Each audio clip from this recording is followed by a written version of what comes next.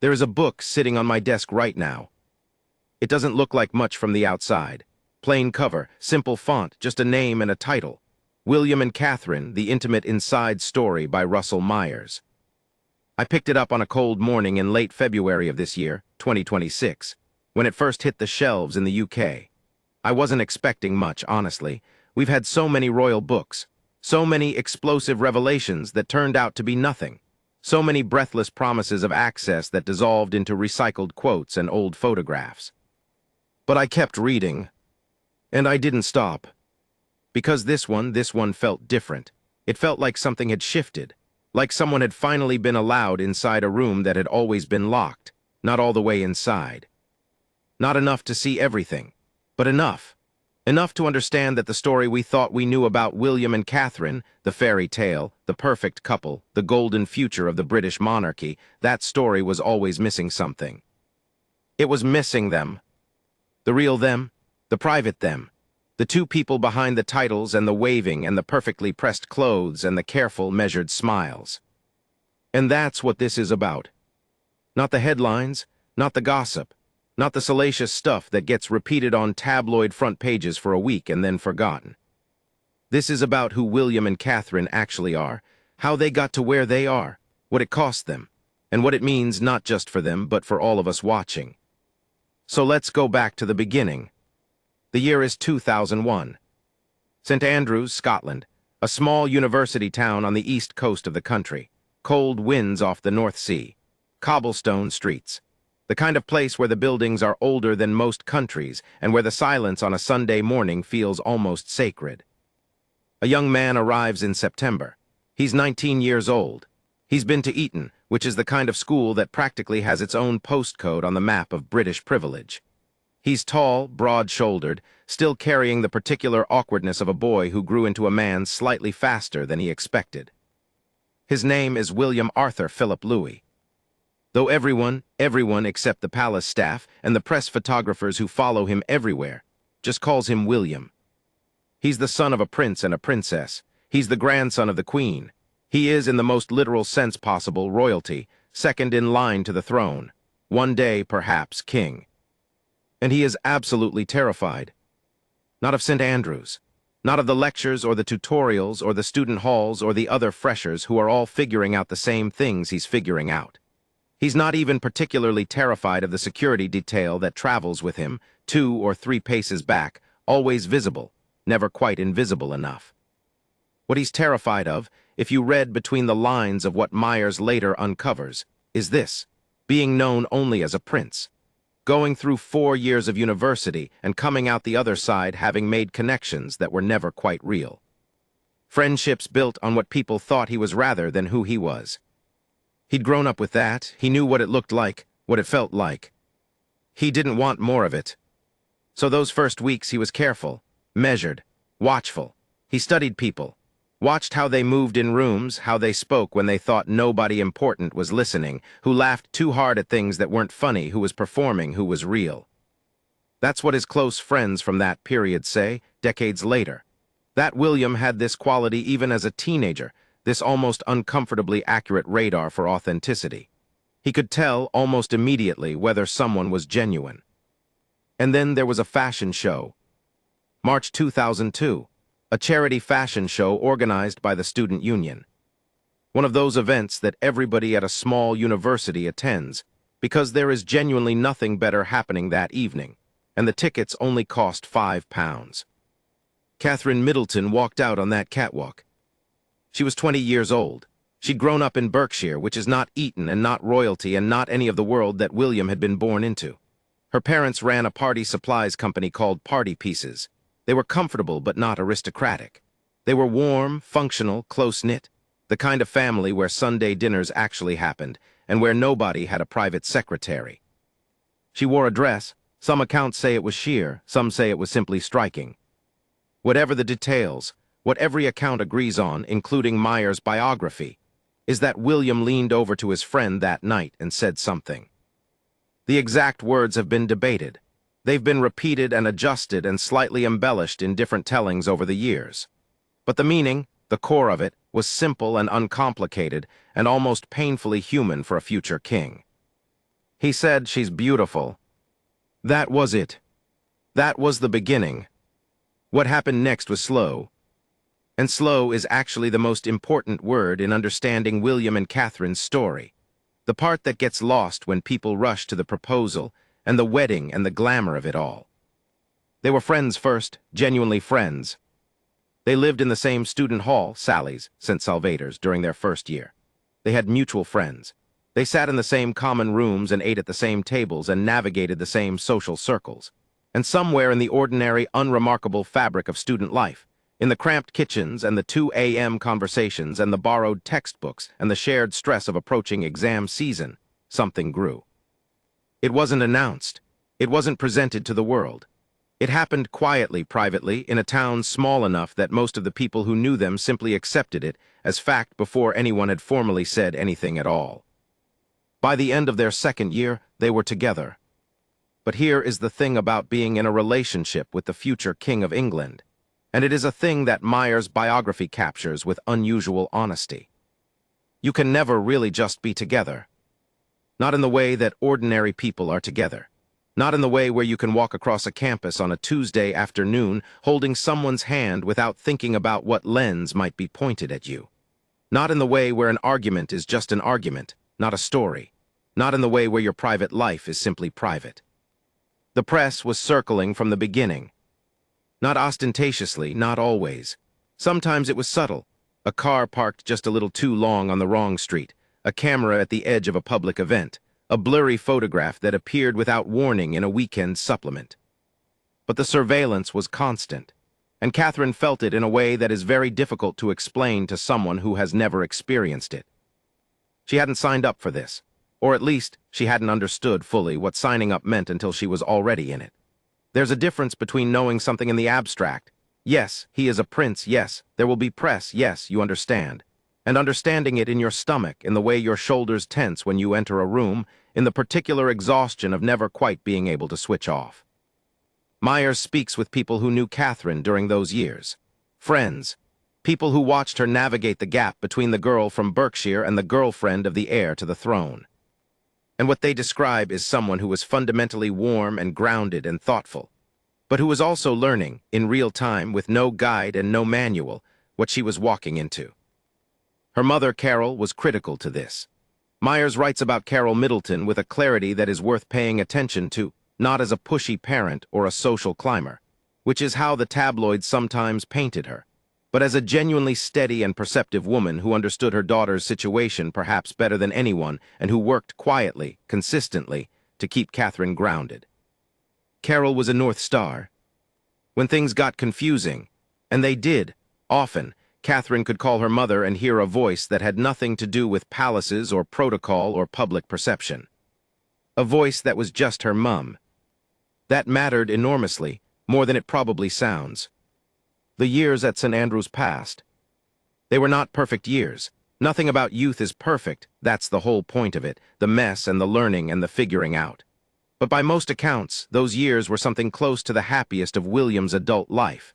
He had found, unexpectedly, the thing that every royal is secretly desperate for, a life that felt partially normal. He had Catherine. He had friends who treated him, more or less, like a person. He had cold mornings and golf and cheap takeaway food, and the particular texture of a life not entirely organized by other people.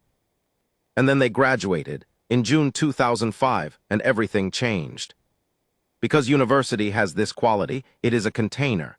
Inside it, things can grow at their own pace. They can be protected by geography and routine and the shared experience of simply being there. But once you step outside it, the container disappears, and whatever is inside it has to survive exposure to the wider world.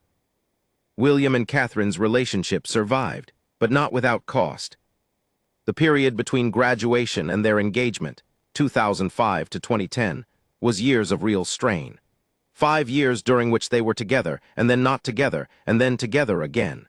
5 years during which the press commentary on Catherine was sometimes vicious and often reductive. The nickname Waity Katie, which suggested she was simply hanging around, waiting for a proposal, passive with nothing of her own. That nickname is one of the small cruelties of those years that has never quite been forgiven or forgotten. And then there was 2007. The breakup. Myers devotes careful, thoughtful pages to this. And what he uncovers is that the breakup was not in the simple sense about a loss of feeling. There was no betrayal. There was no dramatic falling out. What there was instead was pressure and confusion, and two people who were young and still working out who they were, caught inside circumstances that would have tested anyone. The split came after Catherine presented William with a clear choice following 4 years of courtship: commit to their shared future, or she would end things herself. William responded by terminating the relationship. GB News. That last part is the one that often gets softened in the retelling. William ended it. He made the decision. And in the weeks that followed, the stunned, hollow weeks of a breakup that felt to both of them, by most accounts, like losing a limb, he began to understand what he'd done. But here is where the story takes a turn that Myers reveals for the first time in any detail. Queen Elizabeth II found out. The late monarch requested a private audience with her grandson shortly after learning he had separated from Catherine, encouraging him to trust his feelings. AOL. Think about that for a moment. Not an email, not a message passed through an aide, a private audience. The Queen of England sitting down with her grandson in that particular and intimate way that she reserved for conversations that truly mattered. Queen Elizabeth II noticed William's low mood after the breakup. She invited him to Sunday lunch for a private chat. Sources say William seemed completely broken, worried he'd lost his one steady support. Yahoo! She had seen this before in her own family. The difficulty of choosing love over duty or trying to find a way to hold both. She had watched her children navigate relationships with varying degrees of success and failure and heartache. She understood, in a way that very few people alive at that point could have understood, what William was actually facing. The Queen, drawing from her own family experiences, offered simple advice. She told him the only sure way forward came from faith in the relationship. Those words stuck with William as a turning point. Yahoo! And this is the detail that Myers' sources add that makes the whole picture feel complete. She didn't stop at William. Later, the Queen also shared tips with Kate on managing royal demands. She spoke about handling headstrong partners and stepping into a bigger role. This support from the monarch helped both see a path ahead, rooted in trust rather than doubt. Yahoo! 2 conversations, one with the grandson, one with the young woman who might be his wife, both quiet, both private, both having an effect that rippled forward through the next 15 years. William reached out first with texts, testing if Kate would respond. Yahoo! She did. By the summer of 2007, they were back together. And this time something was different, something had settled, something had been worked out, not completely, but enough. They had been through a rupture and survived it. They had been forced to ask themselves the actual question, not the comfortable, ambient question of being together because things were going well, but the sharp, clarifying question of whether they wanted to be together even when things were hard. The answer was yes. The answer turned out to always have been yes. What Myers captures in these early chapters, and what makes his biography feel genuinely different from the ones that came before it, is not the events themselves. The events are mostly known. The breakup, the reunion, the engagement, the wedding. Those things happened in public and were documented extensively. What Myers captures is the texture underneath. The way William carried his mother's absence through all of it. Diana died in August 1997 when he was 15 years old. That is not a wound you close. That is not something you process and move on from. You carry it. You learn, slowly, imperfectly, with help and without it, to carry it in a way that doesn't collapse you. But you carry it. The book starts with a look back into William's childhood, the rise and fall of Charles and Diana's marriage, then follows William through his early childhood and into his college days at St. Andrews. Goodreads. And what that context gives you is an understanding of why Catherine mattered so much to him, not just as a partner, as an anchor, as someone steady in a life that had known, very early, how completely and without warning the ground can disappear. There's a reason his friends from St. Andrews describe him as someone with a radar for authenticity. It's because he'd grown up in a world where authenticity was rare and precious, and sometimes catastrophically missing. Catherine was authentic. That was the thing. That was, underneath everything, the actual thing. There's a photograph. Most of you have probably seen it, or some version of it. It was taken in April 2011, just a few days after the royal wedding. William and Catherine standing on the balcony at Buckingham Palace. The crowd below them is enormous, not just large, enormous, the kind of crowd that fills every available space and still keeps pressing forward because the people at the back can't see and they've come too far to not try. 1 million people, maybe more. Some of them have been standing there since the night before. William and Catherine stand at the railing and they look. I always thought they looked slightly astonished. Not in a bad way, just astonished. Like they were thinking, all of this is real. Because up until that moment, even knowing it intellectually, even having planned the wedding for months, having chosen the dress and the flowers and the abbey and the music and the guest list and every other detail that goes into that kind of ceremony, even then, there is something about standing on that balcony and seeing that crowd and feeling the weight of what you've just done that makes it suddenly, viscerally, undeniably real. They kissed twice, the crowd loved it. And then they went inside. And the world that existed behind the balcony, the private world that Meyer's biography is ultimately about, resumed. The early years of their marriage were, by all public accounts, relatively steady. They were based in Anglesey, Wales, where William was stationed with the Royal Air Force as a search and rescue pilot. This was, and this is not an exaggeration, a genuinely unusual choice. Most people in William's position would have been pulled into full-time royal duties much sooner, would have been in London, would have had the diary structured around engagements and events and the formal apparatus of public life. Instead, he was in Wales, doing a real job in the sense that if he made a mistake, someone could die, piloting helicopters in rough weather, going out on callouts in the middle of the night. And Catherine was with him. She was not yet working in a full-time royal capacity. She was not yet the Princess of Wales, that title was still in the future. She was the Duchess of Cambridge, which sounds grand and is grand, but in those years in Anglesey, she and William were living something closer to an ordinary life than they ever had before or would have again. Small cottage, tight security perimeter, but quiet, cold evenings, walks on the coast when the weather allowed, the particular peace of a remote place. People who knew them in those years, and this is something Meyer's sources return to more than once, say that they were genuinely happy, not performing happiness for cameras, actually happy. That matters, because what came after was harder. George was born in July 2013, Charlotte in May 2015, Louis in April 2018. 3 children in 5 years, which is not unusual in any absolute sense. Families have had many more children in much shorter windows. But for Catherine specifically, the circumstances around those pregnancies were physically brutal in a way that was not always widely understood. She suffered from hyperemesis gravidarum with all 3 pregnancies. This is not ordinary morning sickness. This is severe, debilitating nausea and vomiting that can last throughout the entire pregnancy, that can require hospitalization, that can make functioning on a basic daily level genuinely difficult. With her first pregnancy, George's Catherine was hospitalized. It made headlines. People expressed sympathy and then mostly moved on. But it happened again with Charlotte, with Louis. 3 times Catherine went through this. 3 times she was physically knocked flat by something her body was doing, while simultaneously being expected to be visible and gracious and present in public duties. 3 times she managed. Myers writes about this with a kind of quiet respect that feels earned, because what it reveals is something about Catherine's fundamental character, which is that she has a toughness that is not the loud, aggressive kind.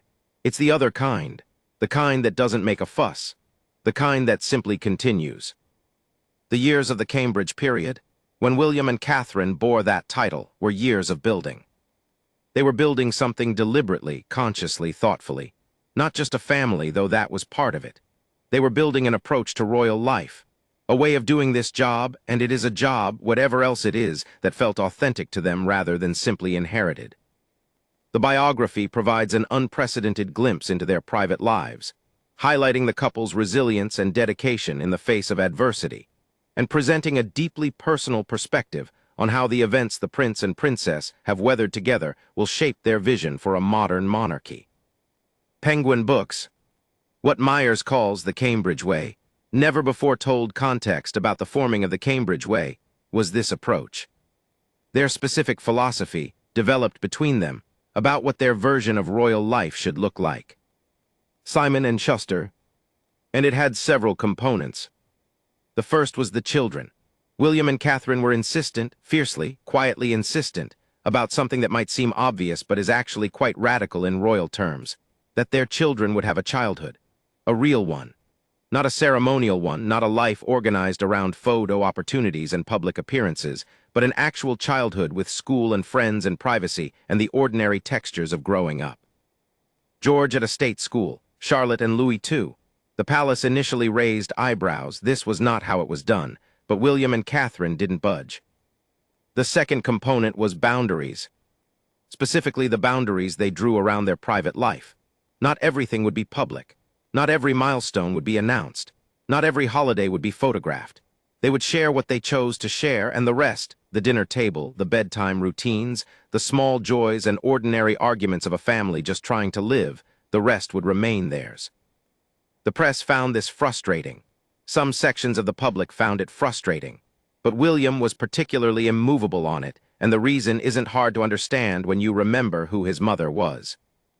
He had watched Diana. He had watched what happened when the boundary between public and private was dissolved. He had lost her, in part, to a world where that boundary no longer existed. He was not going to allow that to happen to Catherine. He was not going to allow it to happen to his children. The third component was authenticity of engagement. William and Catherine were not interested in ribbon cutting for its own sake. They cared, specifically and deeply, about causes connected to mental health in William's case, tied directly to his own experiences of grief and loss, and about children, conservation, addiction, early years development. When they showed up somewhere, they had usually been thinking about that issue for a while. The conversations were real ones. This combination, the protected family, the firm privacy, the genuine engagement, that was the Cambridge way. But building something deliberately doesn't mean you're protected from the things you don't plan for. And 2019 brought something none of them had planned for. Harry and Meghan left. This isn't the place for a detailed account of everything that happened during that period. The books have been written. The documentaries have been made. The interviews have been given. Every person with an opinion about the British royal family has had ample time to form and express that opinion many times over. But Myers' biography does something interesting with this chapter. The veteran royal journalist, who has spent nearly a decade tracking William and Kate as part of the press pack, examines the departure of Prince Harry and Meghan Markle from royal duties. And what he focuses on is not the public drama, the Oprah interview, the Netflix documentary, the book, but the private cost of it. AOL. Because for William, this was not just an institutional story. This was his brother. They had grown up together in a way that very few people can understand, bonded by the specific alchemy of shared loss, of losing their mother together at 15 and 12 years old, of growing up in a spotlight that was sometimes loving and sometimes cruel and never, ever turned off. They had been each other's nearest thing to appear throughout childhood. And then something happened between them. Myers is careful here, careful in the way that good biographers are when they're writing about things that are still raw and unresolved. He doesn't claim to know everything. He doesn't pretend to have the full picture. What his sources describe is William feeling a loss that he found almost impossible to articulate publicly, because to articulate it publicly was to make it part of the very spectacle he was trying to stand apart from. He grieved privately for a relationship that had been central to his understanding of his own life. Catherine, by all accounts, was the person he talked to about it. Not aides, not advisors, her. That tells you something about what their marriage actually is, underneath the titles and the protocol and the public face of it. It is, at its foundation, two people who talk to each other, who trust each other, who have decided, consciously and over many years, that the other person is the one they bring the hard things to. And then 2022 arrived. The Caribbean tour. This was, in some ways, the moment where William and Catherine's private philosophy collided with the visible, unavoidable reality of a world they were going to have to respond to. The Prince and Princess of Wales endured relentless media scrutiny and controversy during their 2022 Caribbean tour. The trip was meant to mark the Queen's Platinum Jubilee, 15 days across Jamaica, Belize, and the Bahamas. It was meant to be celebratory, an affirmation of Commonwealth ties, a symbol of continuity. Entertainment daily. Instead, it became something else. There were protests. In Belize, local activists pushed back against the visit, raising land rights issues. In Jamaica, the Prime Minister of the country publicly stated his intention to remove the monarch as head of state, and that Jamaica was moving toward becoming a republic. There were demonstrations. And then there was the moment, the photograph, that became the image of the trip. William and Catherine, in formal dress, in the back of a military Land Rover, reaching through the mesh fencing to greet Jamaican schoolchildren who were pressing their hands and faces against the wire to see them. The image looked, and there is really no other word for it, colonial. That wasn't the intention. The intention was warmth, connection. The reaching through was instinctive, human, an attempt to bridge a distance. But the image told a different story. And images, in the world William and Catherine inhabit, have a power that intentions cannot override. Meyer's sources say they were shaken by the tour. Not defensive, shaken. There is a difference, and it matters. Being defensive would suggest they didn't understand why the response was what it was. Being shaken suggests they did understand, and that the understanding was uncomfortable. William gave a speech later on that trip that acknowledged something remarkable. He spoke about the past, about the history of slavery in the region. He didn't use the full vocabulary of apology, but he went further than any future king had gone before. He said the abhorrence of slavery would forever stain history. He said he wanted to continue to learn. The speech was written deliberately, carefully, the language chosen with real thought. That's the Cambridge way too, not pretending the complicated parts don't exist. Trying, sometimes imperfectly, sometimes too late, but genuinely trying to respond to reality rather than manage it. September 2022. Queen Elizabeth II died at Balmoral. She was 96 years old. She had been queen for 70 years. She had been, in every practical sense, the fixed point around which the entire institution of the British monarchy rotated. Her face was on the stamps. Her face was on the money. She had been queen for longer than most living people could actually remember a world without her.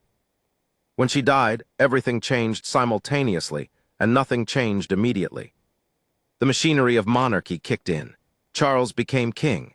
William became heir. Catherine's title, the one she had been hesitant about, the one Meyer's biography reveals had given her pause, now settled over her with the full weight of what it carried. Princess of Wales. Catherine's adjustment to royal life and the expectations placed upon her are discussed in the book, including her hesitation over adopting the title Princess of Wales. Wikipedia. That hesitation deserves its own moment of attention, because it wasn't vanity, it wasn't reluctance to step up. It was history. That title had been Diana's. It had been inseparable from Diana. Catherine knew what it meant to the public, what associations it carried, what emotions it stirred, what comparisons it would immediately invite. She had spent her entire adult life navigating the ghost of a woman she'd never met, but whose absence had shaped the man she married. And now she would carry that woman's title. She took it, gracefully, with apparent composure, in the way that Catherine does most things. But Myers makes clear that the composure was something she arrived at rather than something that came automatically. William's relationship with his father had always been complicated in ways that didn't fully surface publicly. The years of Charles's marriage to Diana had left their marks on all three of them. Charles, William, Harry, in different ways, and with different lasting effects. But when the Queen died and Charles became king and William became heir, something shifted between father and son. Responsibility changes relationships. The abstract, one day you will be king, had become specific and immediate. Your father is king, you are next. That weight is something very few people can imagine. The year that followed the Queen's death was one of adaptation. New titles, new responsibilities. A new home, Adelaide Cottage initially, then Windsor Castle, eventually the broader territory of a family settling into a role that was no longer future tense. They kept George in the same school. They kept the routines as normal as they could. They kept saying to each other and to the people around them that the children came first, that whatever else changed, that didn't.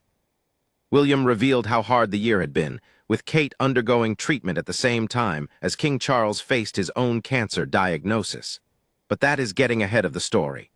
Before 2024 and what it brought, there were months of finding a new normal. Months of being the Prince and Princess of Wales in a way that was no longer theoretical. Entertainment daily.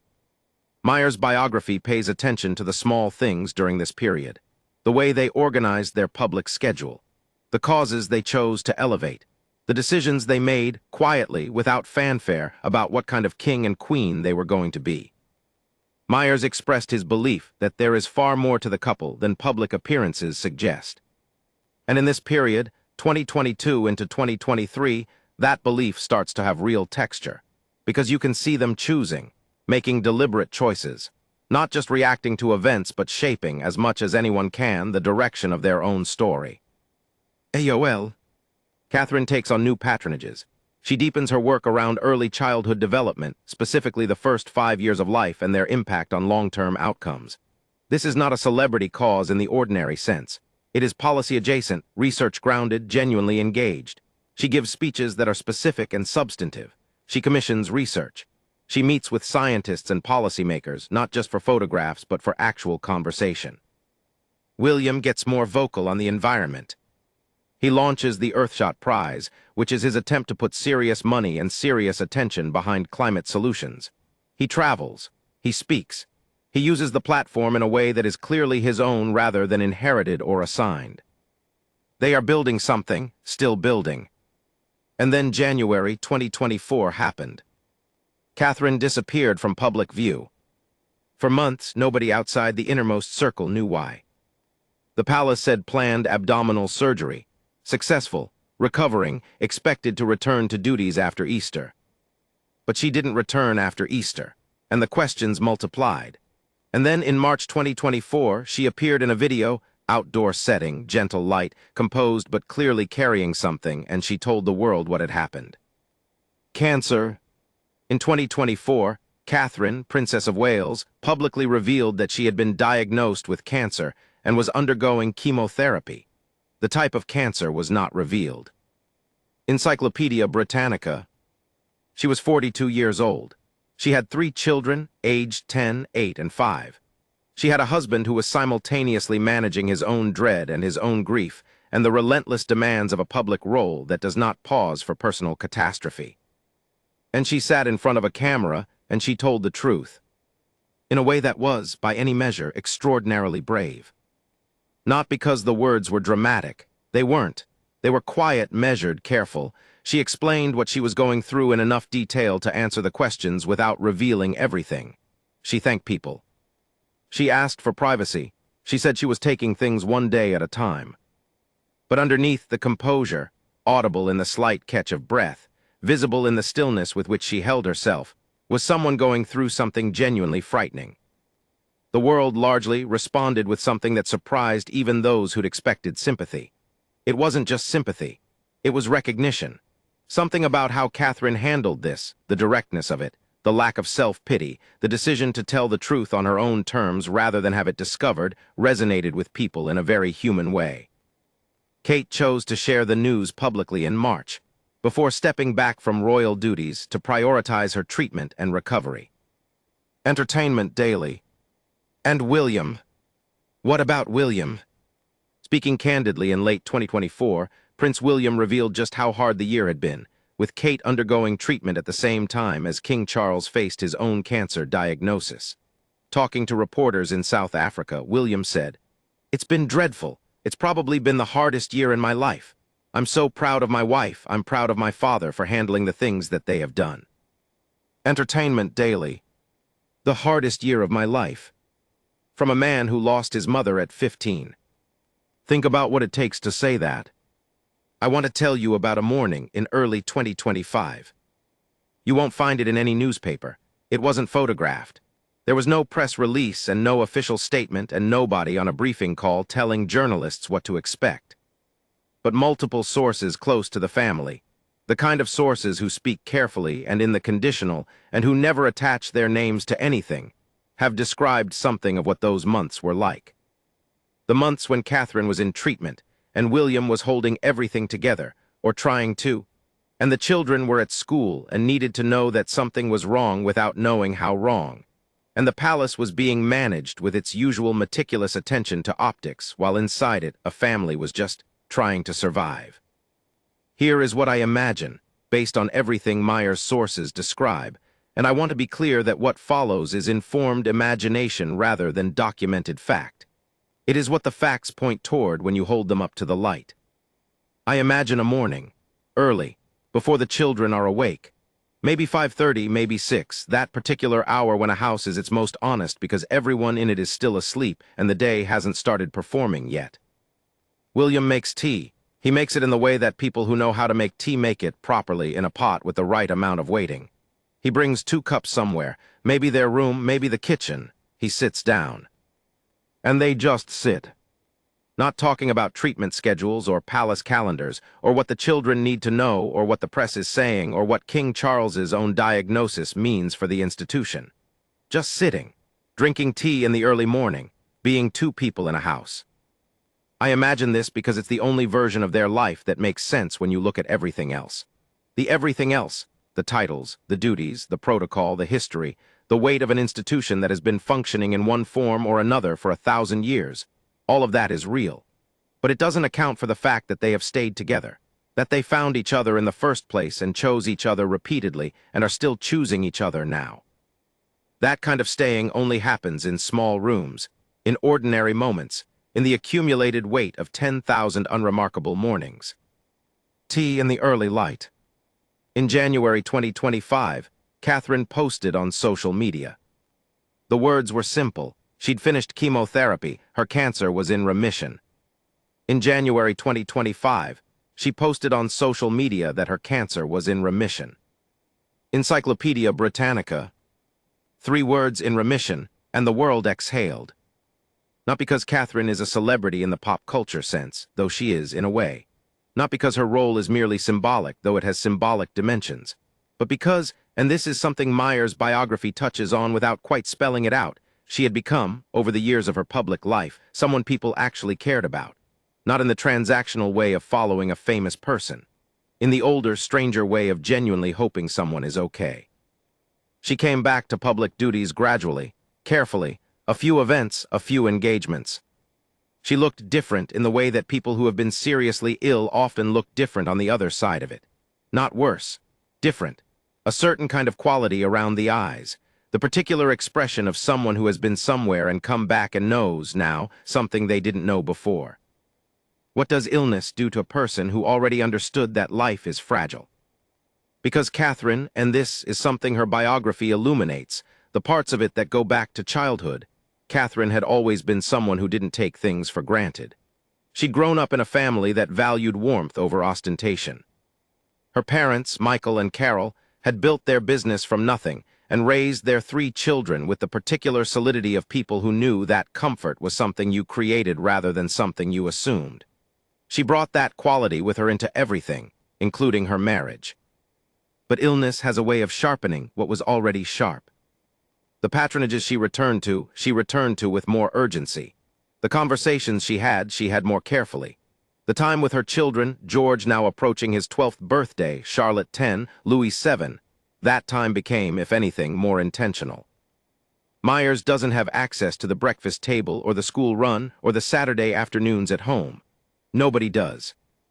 That's the private world of the title, and it remains genuinely private.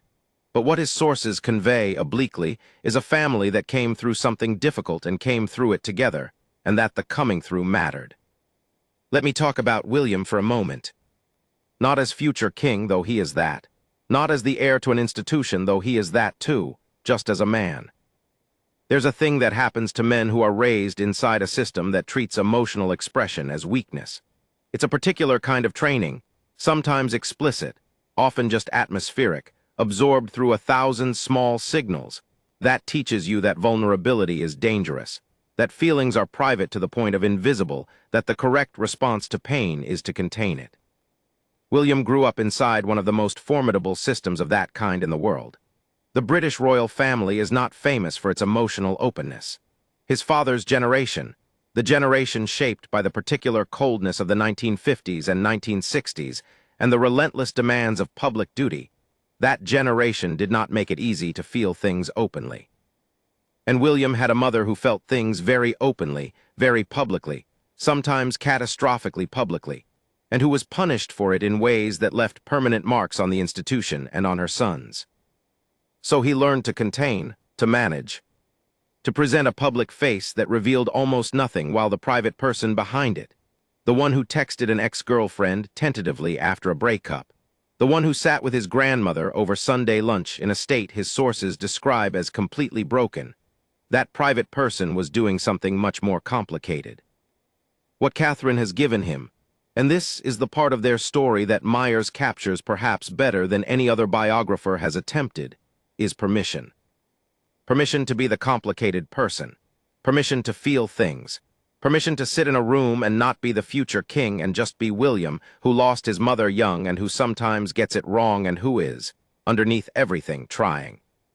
Myers tells people that the late Queen Elizabeth played a pivotal behind-the-scenes role in helping the couple find their way back to each other. And that's true, and it's significant, and it changed the course of everything. But what Myers also shows, between the lines, in the sources who speak about these two people with a consistency that rings true, is that what Queen Elizabeth did was essentially give William permission to go back to the person who gave him that other permission. AOL. He went back because he needed her.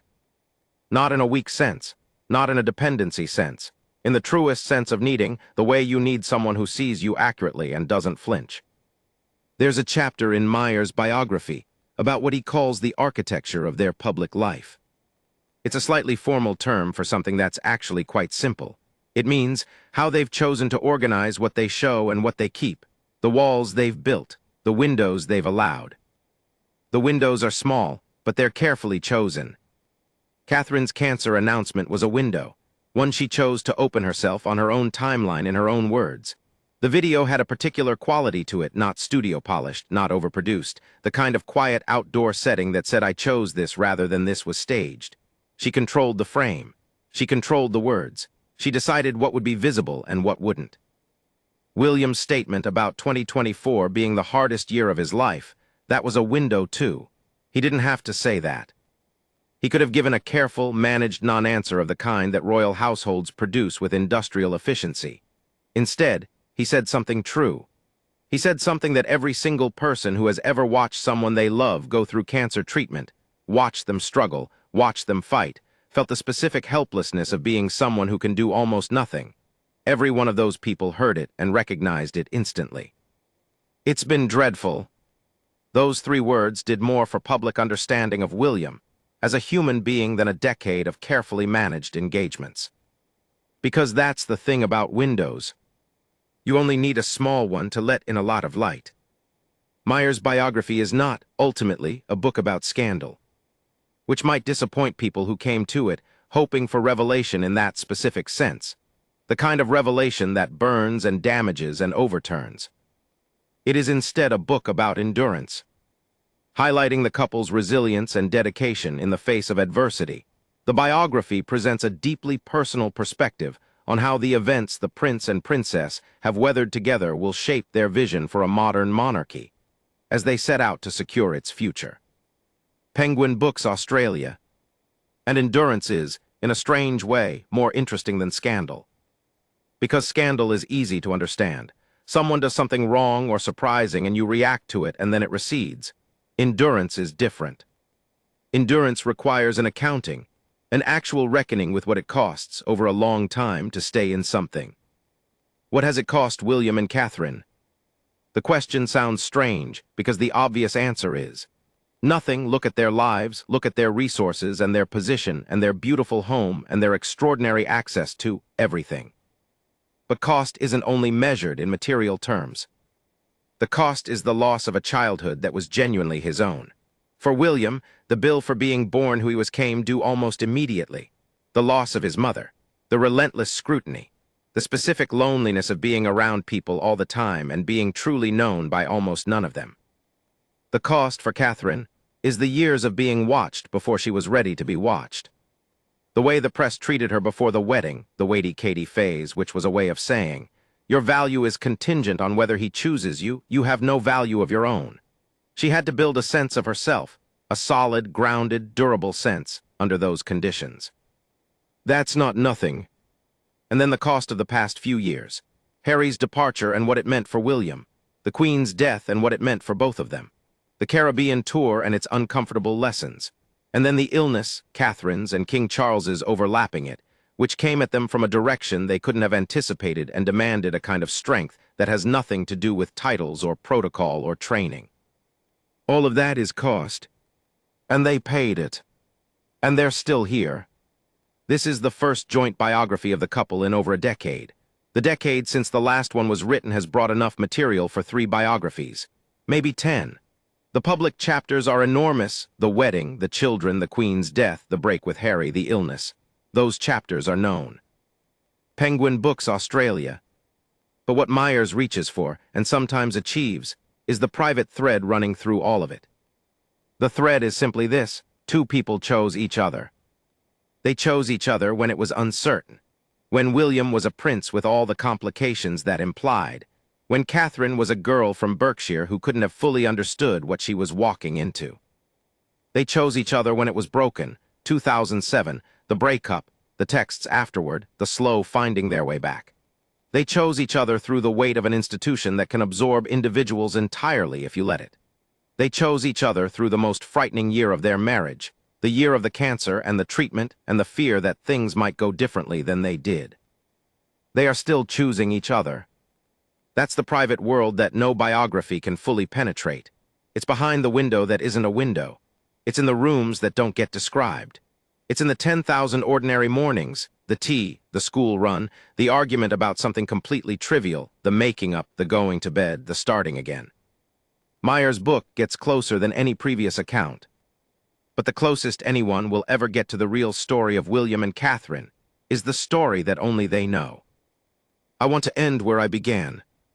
The book on my desk. I've been thinking about why it stayed with me, beyond the obvious reasons, the revelations, the access, the detail. I think it's this. There is a version of the royal family story that is essentially mythology. Figures in robes and crowns, moving through a choreographed pageant, performing continuity and tradition and the comfortable illusion that some things are stable. That version has its place. It serves a function. But it leaves out the humans. And it is always, in the end, the humans who are interesting. William lost his mother. He is still, in some part of himself, the 15-year-old boy who stood in front of cameras with his brother and was watched by the entire world while he grieved. He carried that. He carries it. And he found a person who could hold that alongside him rather than being overwhelmed by it. Catherine chose something terrifying with open eyes. She knew more and more the longer it went on exactly what she was choosing. She chose it anyway. She chose him. She chose the titles and the scrutiny and the loss of ordinary anonymity and all of it.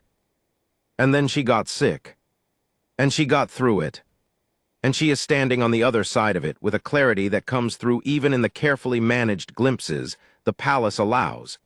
That particular quality of someone who has been tested and has discovered something about themselves they needed to discover. Myers ends his biography, this captivating biography that intimately traces the story of William and Catherine's relationship from their earliest meeting at St. Andrews University to the present day, with a forward-looking note. Not triumphant, not sentimental, just honest. Amazon. They are building something. They have been building it for 20 years. It is not finished. The institution they will eventually lead is complex and contested and beloved and criticized in equal measure. The world they will lead it through is changing faster than any monarch has had to navigate in a long time. The questions facing them, about the Commonwealth, about relevance, about what a monarchy means in the 21st century, those questions don't have easy answers. But there is this. They will face those questions together. They have faced every hard thing together. And that in the end, that simple, private, unceremonious fact, is the one thing that no biography can manufacture and no institution can produce. It either exists or it doesn't. Between William and Catherine, it exists. And on the hardest days, the days when the weight of everything sits heaviest, when the history and the duty and the expectation press down from all sides, I suspect that's the thing they return to. Not the crowns, not the palaces, not the million-person crowds on the balcony. Each other, the plain fact of each other. It turns out that even kings and queens need somewhere to come home to.